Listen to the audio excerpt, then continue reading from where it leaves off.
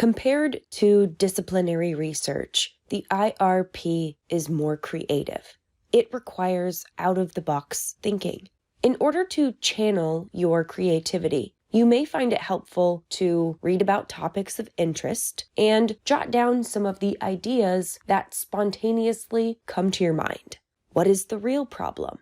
Which disciplines might be interested in this problem? What theories may be able to explain all or parts of this problem?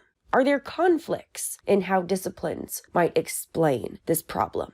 Why hasn't anyone solved this problem already? What are some barriers to solving the problem? Identifying a good question means finding one that is both complex and researchable, as well as one that isn't too narrow or too broad. Beginners, like undergraduate students, may want to start with relatively narrow problems or questions, even though the scope for creativity is much lower. Experts, like graduate students and their professors, will likely focus on problems or questions that are more broad, that allow or even require more creativity.